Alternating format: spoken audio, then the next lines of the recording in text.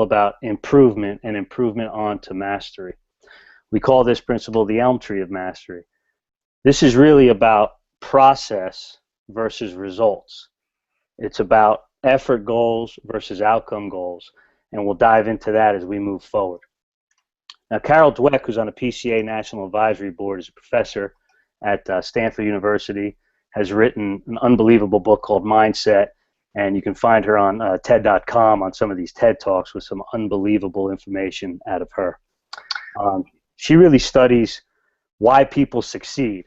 So I'm going to show you this video here and see if anything resonates with you. You can just assume we saw the video. That's fine. Okay. Hit that. Hi, Nick. Hello. Hi, Mick. You can be an audience member with us here, Mick, if you don't mind. Great. Is there anything here that we just saw that stood out to anybody here? Anything we want to share? I love the part where she says some coaches think it's obvious, because I coached for many years and I thought it was obvious that I valued effort and practice, but I never made a point of saying it to my players, but that's what I took out of that video. Yeah, no question. Anybody else? That was the part that stood out to me as well, is how she's saying we need to make sure we communicate to our players how much we value effort and effort over results. Yeah, for sure. So the one thing that is common amongst both what you've said and what we look at here is this term belief, and it's really about having our players, our athletes, our kids believe and give a sense of belief into what we're doing and what we're preaching. And some of us do think that it's obvious and we do it, but this belief in this effort mentality. So when kids believe that you value effort, you value practice, they'll make it important too, which will set up some great goal-setting opportunities for you. So how do we get athletes to believe that they can get better? How do we even do that? What have any of you done to make your athletes or have your athletes believe that they could get better, regardless of the sport? I like to encourage them through positive statements. So positive statements, great. I show them, like in swimming, if I'm coaching swimming, I show them that their times are actually improving, and I'll say it's because of that kick that we worked on yesterday, or it's because you're really getting your arms through the pool the right way. So I'll just kind of show them the times and show them that they are getting better. For sure. So attaching the result at a time to the effort of the previous day in this case. I never thought of it that way, but that's a good way to put it. Great. Yeah, I try to make sure that that we give them drills and assignments that match their ability level, that challenge them and will help them move to the next step, but that they don't, is not so far out of reach, that they're constantly failing. I think that helps them see their progress as well. Gotcha. So we challenge them right to almost their edge of their ability, where it's not too far out of reach. They can stretch themselves just a little bit, and we do get into talking about stretch goals here in the workshop as well. So I'm glad you touched on that. What we can do, and all the things you mentioned, very important. Obviously, just telling them, communicating it to them, as you both have mentioned. One thing we want to do is actually notice the effort. There's a book called The 1 Minute Manager that talks about catching people doing things right. As coaches, so often I'm as guilty as anybody of this. We're like the wrong police. We're looking to correct something. We're always looking to correct something. What's wrong? What's wrong? What's wrong? A lot of times it's about what they did right and reinforcing that. And as we mentioned as well, we want to attribute that success to the effort.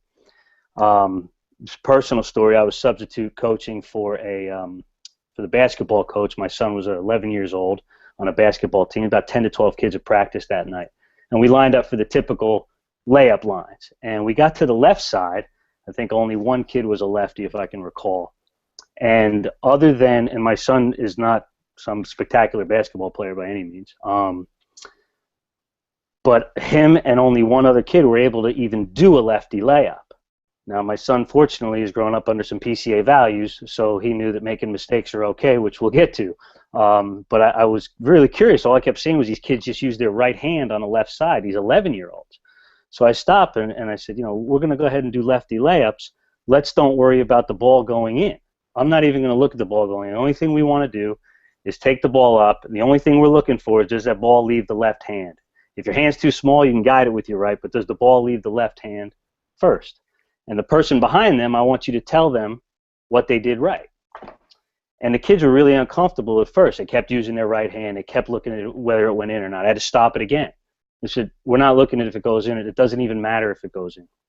And eventually, as it grew, the kids started having a blast with it because balls were going all over the gym. They were everywhere, and they started having fun with it. And they actually turned into this positive. I don't know if any of them even went in. And they started doing lefties. And then we moved out to using the correct foot. And it didn't matter what happened. It was always about the left side. Fast forward, they all started doing that and were focused on, and even kids started saying, no, you used your right hand, it doesn't count. And wound up seeing it happen in a game where a kid came down the left side and used his left hand, actually made the basket, and everybody went bananas. Mm-hmm. And the kids were just unbelievable like that. Fortunately, I had learned that. We just took it right out of looking at the basket and into, what hand were they using, what was the effort, and had the kids teaching each other what they caught doing right. So it was something that was really, really cool. And it kind of plays back into Carol Dweck when she talks about a fixed mindset versus a growth mindset. The fixed mindset, as she talks about, puts labels. You're a great player. You're smart. You're dumb, whatever it is. Versus the growth mindset, which puts all of the emphasis on the effort and puts the kids in control. So you just put the kids in control, and you find that they really just calm down. Much like this term where we talk, good job. So we all throw this good job term around. It's like a participation trophy. The kids know it doesn't mean anything. It's an empty compliment. So when we're talking about good job or you're great or things like that, these actually fall on deaf ears quite often as opposed to something truthful and specific. So if you take a look at this quote here, this could help out if you're having trouble seeing about what this kind of thing means. So they talk about a great play, but they're, again, putting the emphasis on the effort and the practice. So as we move forward into this Elm Tree of Mastery principle, it's actually an acronym, ELM. E is for effort.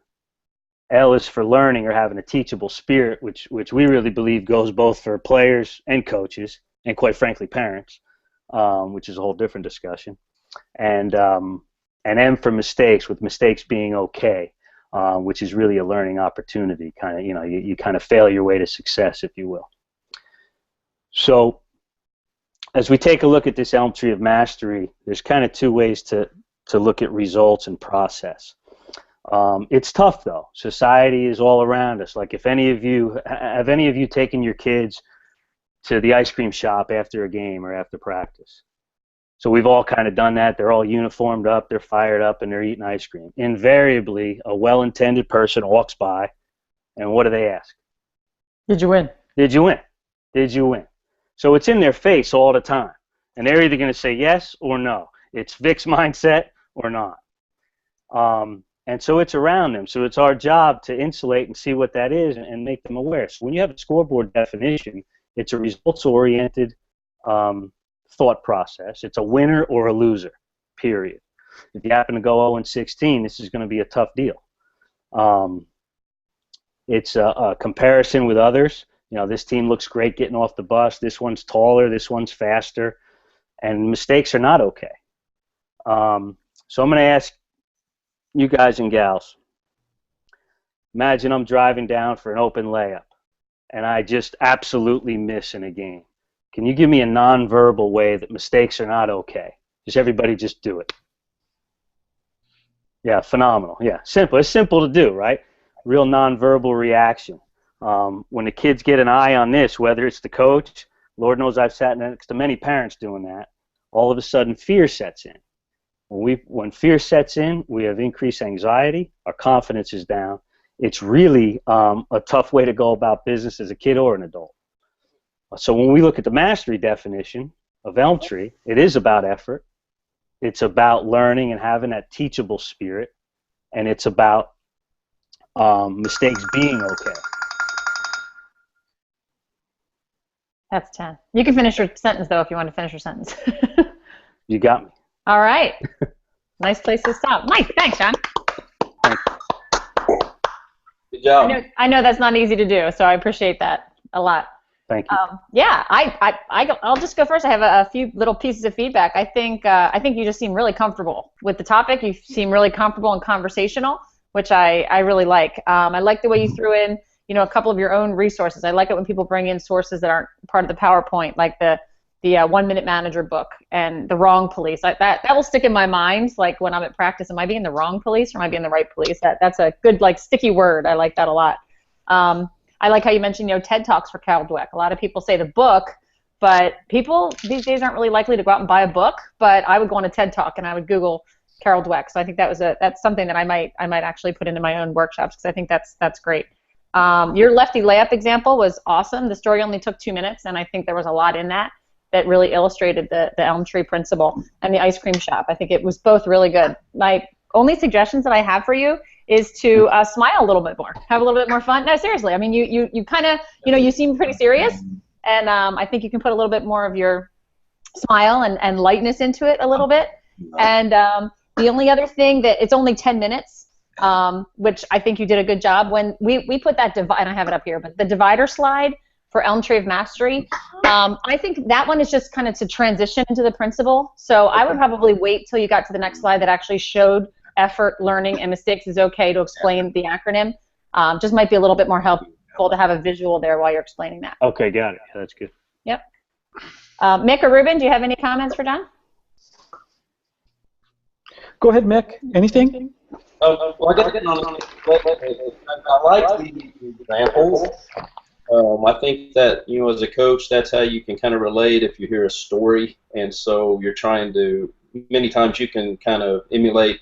I mean, you can relate to the story because you've kind of been there, done some of those things, and it helps bring the material home, and it keeps you engaged. So I thought you did a great job with that, and I agree with you. I thought you were very relaxed and very conversational, which I thought, I enjoyed hearing it. Nice job. Thank you. I noticed that we have Seth on as well. I don't know if Seth, but I'll go, Kelly. Yeah.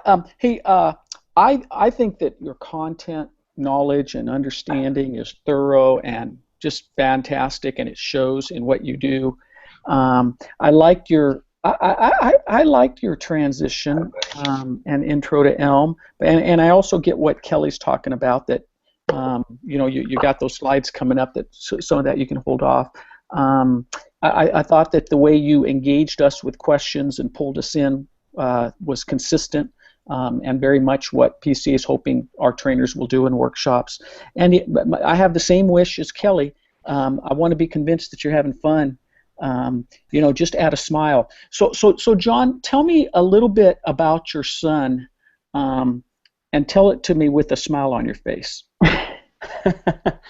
So what you just did, John, what you just did right now, I didn't see for 10 minutes. Right. You chuckled and you smiled. So you don't have to tell me, because you did what I wanted you to do. I wanted to see what your smile looks like, and so you know that when Kelly models this, she's smiling, she's laughing, and there's no doubt that she's having a lot of fun. And I think you're having fun. But I want to make sure that when you get into a live workshop there, they know it too. That makes sense? Yeah, for sure. Good, thank you. Yeah. I thought it was a very strong practice session. Thank you. All right, Mick. What are you going to be doing for us today? What I want to do is just do my intro. That's great. Start at the beginning of the class, and I'm just going to introduce and just kind of get the ball rolling. Okay. And I have the slides in front of me. Okay. Starting to sign in for today's workshop. So if I can just start with that, and I'll kind of take you guys down, through the 10 minutes with that. That would be great. And then I've got an idea for something, and I'm going to throw it in there, and then I'm going to get your input at the end to see if you think it might be an effective tool. That's awesome. That's what practice is for. I love that. All right, great. Okay, guys, so Ruben, thank you so much for that introduction. I appreciate that. And I want to thank all you guys for being here. There's a few things I want to start with. Number one, there's a difference between a workshop and a lecture, and I'm definitely not here to lecture you guys today. I'm here to facilitate. So I want us all to learn, meaning we're all here to learn and participate. And when I see that, the way I like to kind of do this is we're all coaches and we're all in the game. We understand teams. And so I see this, the Positive Coaching Alliance, the PCA, what they are, they're the master coach. They've developed tools for coaches to use to develop cultures. And I think as coaches, we're all really good at X's and O's and teaching skills. But I think the one thing that we can use some definitive guidelines for is how do we develop a culture? And so in this, the PCA will be the master coach, and we're going to use the slides and use the materials. And I'm basically going to be your point guard. So I'm going to take the ball and run with it, provide you some information, but I'm also going to pass the ball to you because you will be participants, you're on the team, and we can learn from each other. So I'm going to ask you guys to participate as we go. So with that, be prepared to shoot the ball. So I want you to be ready to get in the game. I want you to be able to think and verbalize, and hopefully we'll all get a chance to handle the ball and give our input. The third thing, just real quickly, I want you to take notes. There's a lot of information here. When I've taken the courses, what I've found is I need to pull some things out of there that resonate with me that I can use right away. So don't feel like you have to take all of this in at once and try to plan and put it all together. Just pull some things out of there. If it resonates with you and you can implement it right away, that's a home run for us. So it takes time to build, the PCA mindset, and there's a lot of tools here. So we'll take our time with it. So first of all, what we got to do is sign in. So if everyone will take out your smartphones, and as you see the slide on the board, we want to make sure you get your certificate to you for completing the course. And so I'm going to grab my phone and I'm going to check you guys as you check in. So if you'll see the number on the board, if you'll just plug that into your phone, make sure we've got your phone number, your first and last name, and a legible email address. So if you guys will begin that right now, I'll give you 1 minute to get started. Ready? And begin. Okay, we'll go through that. All right, thank you guys. So everybody signed in. I appreciate that very much. So the next thing I want to do is go to the next slide. So we got, what PCA is about is a double goal coach. So there's two things, coaching for winning and coaching for life lessons. So I told you we're all on the same team. I'm the point guard, and what I've got is a ball. And what I'm going to do is when I toss the ball out into the audience, I'm going to say pass, and I'm going to give you a number. So you're just going to randomly pass the ball around the room. The person that gets the ball on the number is the person that's in the game, and I want to get your input. So I'm going to say pass in 3. So on the third pass, you guys are going to give me your input. So I want to know what you think the difference is between a single goal coach and a double goal coach. Obviously, we've got a winning and life lesson. So I'm going to toss it out into the audience. The third person is going to be the one that's going to participate. We're tossing it out. Ruben, it landed on you. Well, I think I have a good idea what double goal is by the name of the workshop. So single goal, I don't know, maybe it's one of those two. It's either, winning or teaching life lessons. Maybe, I don't know. That's a guess. Okay, good. Toss the ball twice. The second person participates. I passed it to John. It landed. Long throw. Nice catch, John. I'm thinking single goal is about just winning. Okay, that's fantastic. I agree with you. A win-at-all-costs attitude is a single goal coach. A double goal coach is also interested in winning, but we're also interested in life lessons. What can we take away from that? And I want to give you a couple of things. When you think of a double goal coach, how do you want to be remembered as a coach? Also, how would your athletes describe your coaching style? My daughter's a volleyball player.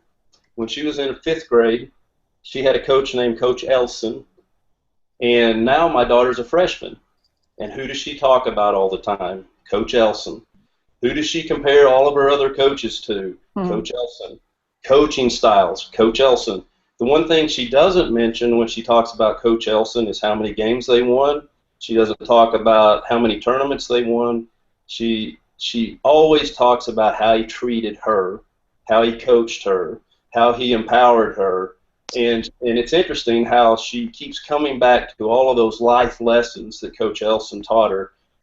We coincidentally did win a lot of games, which, were scoreboard things, but my daughter, she never mentions that. So I think it's important that as coaches, we want to know how are we remembered. And what will our athletes describe our style? Maggie, my daughter, will still say, hey, Coach Elson would have said this. Coach Elson would encourage us in this way. Coach Elson would use this type of strategy to help us understand this. And he was real good at stopping practice, have everyone freeze in place, and then help them understand the game. So she really appreciated that. So I think as coaches, we need to understand those things, how you remembered and what's your style. The great thing about PCA is it provides tools for coaches. Wow, that went quick. No, that was it. You're still good. I don't know what that was. That wasn't me. Okay. You still got 3 more minutes. Okay.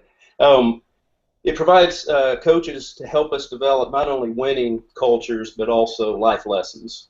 So how are we going to do that? The double goal coach, we follow 3 general principles, and there's the elm tree of mastery. We're going to fill emotional gas tanks, number 2, and number 3, we're going to honor the game, and we're going to use an acronym called ROOTS. So we're going to kind of dissect that as we go.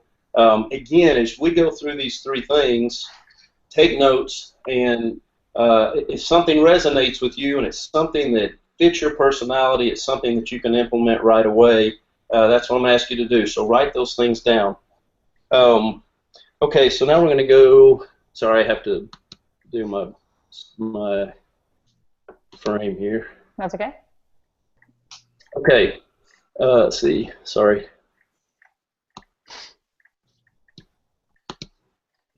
Okay, so positive coaching, what does this phrase mean to you? Creating an atmosphere that supports best possible performance.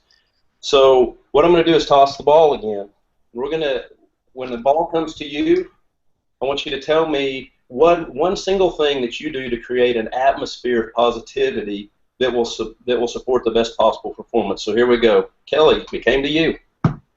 One of the things I like to do with my young girls is we have fun. Like the warm-up is never just a lap. We always do like follow the leader, or we play tag, or we do relay races or something like that for a warm-up instead of just regular run a lap. Try to make it fun right off the bat. I love it. So you start the practice with fun. Mm-hmm. I love that. Okay, so toss the ball twice. It's going to land on Ruben. Yeah, I try to make sure that the kids get to play the game at every practice, even if it's just an 8-minute controlled scrimmage of some type, but that it's not just drilling, that they actually get to play the game, the sport. Okay, so you feel like that kids play to play the actual game, not to practice. And I think it's what they like best. I think it's what they like best, and I think it's an important part of learning. I mean, I think drilling is important, but I think you got to do things in game-like situations, and there's nothing more game-like than playing a game, or next best thing, a controlled scrimmage. Yeah, I totally agree. When you look at how you structure practices, which is something I'm interested in, being a former strength coach, you have to structure practices that end with the actual game itself. Even when you condition, you have to make sure that you condition the game itself is the best conditioner, the hand-eye coordination. So I agree with you. That's a great way to produce an atmosphere, better performance. Let's see. Oh, and then it goes to the slide. Sorry, I'm kind of fumbling through this a bit. Mm-hmm. Okay, so as you see on we've got a slide filled with a bunch of coaches here, and it says, sorry, I won't stay on there. Elite players and coaches agree. what's interesting about today is I see a picture of a guy named Steve Kerr. He's the Golden State Warriors coach. Love to watch this team play. One thing that you read about Steve is how he preaches positivity, and he's also involved with the PCA. And even at the highest level, we have coaches that are focused on positivity in their practices and their games. Being a Nashville resident, we have the Tennessee Titans here, and we have a coach on staff by the name of Dick LeBeau.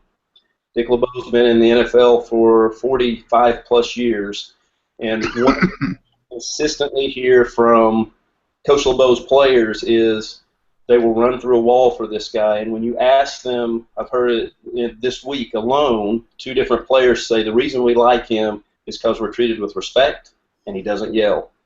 All we get is teaching and positive encouragement, and that's right in line with the principles with the PCA. So I enjoy hearing those kinds of things, and I think that's the direction we're headed. And that's all I had, Kelly. Maybe I'm out of. Nope, that's it. All right, thank you, Mick. Yeah, that's a little harder than you think. It is. That's why we do practice. Somebody said last night it's so much easier in front of my mirror than it was just doing that right now. Yeah, it is. It is. It is. The more that's why we let you have as many chances as you can to just run through. Sometimes just figuring out what words to say. It's hard because you wanna fit it all in. Well, we appreciate how hard that was, and you did a nice job. You did a nice job. You actually have the curse of having too much good information. I think sometimes it's a great thing. You've got a ton of resources, a ton of background, lots of great stories. I pulled out a lot of things that I liked. I like the idea of being a master coach. You're the point guard. I'm going to pass the ball to you. All those analogies I thought were really great. It put me right feeling the action, and I wanted to get involved. I love the whole terminology and the way that you did that. I like how you encourage people to take notes, and you put them in the place of where you were when you went through these. The only thing is you said, let's talk, like this is a workshop, not a lecture, but then you called it a course. So, I mean, it's not that big of a deal, but, you called it a course a couple times. Gotcha. The text to sign in, only tip I have on that is that you forgot the number of the workshop. So that is really important, that delivery is smooth of how to do that text to sign in. And there's that little number sign, hashtag, and then you'll get a number for the workshop. You have to make sure you really have to walk people through that as if they're in first grade. Because you get a whole room full of people, and they don't all necessarily know how to text, and they have to get it right, or they don't get a return that says thanks for coming to the workshop. So that will get smoother, but I just wanted to point that out too. I really liked your daughter's story. I think the Coach Ellison story was great. I would almost say you could probably use that story at another part in the workshop. Some of the things that you said I really liked. I don't think they all have to be in the introduction. I think you could weave that story into the E-Tank principle.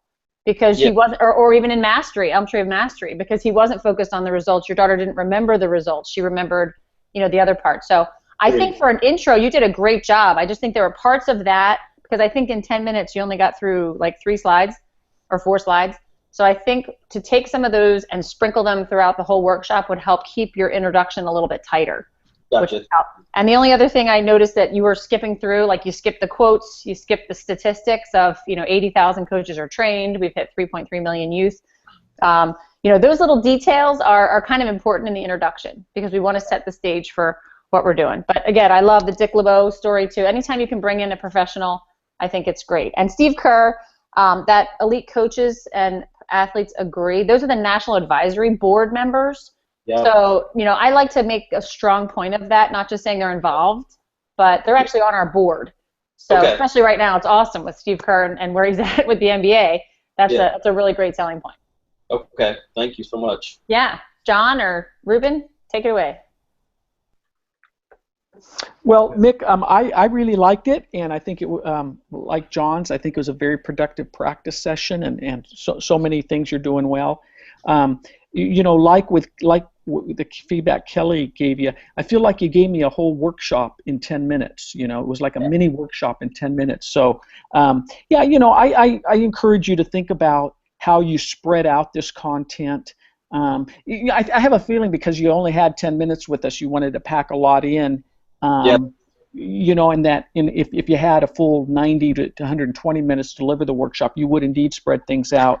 You know, this workshop that Kelly's training you in is very much the content format. Messaging is very much driven by Jim Thompson, our executive director. Okay. And so while we all will bring it to life, and you will use your Coach Edson example, you'll use your Dick LeBeau example. Those are great. They adds color, brings it to life. At the same time, Jim wants us to make that pitch for positive coaching. You know, the researchers say this. Great coaches also say this. Sports psychology practitioners, here's what they say. So he wants us to make that case.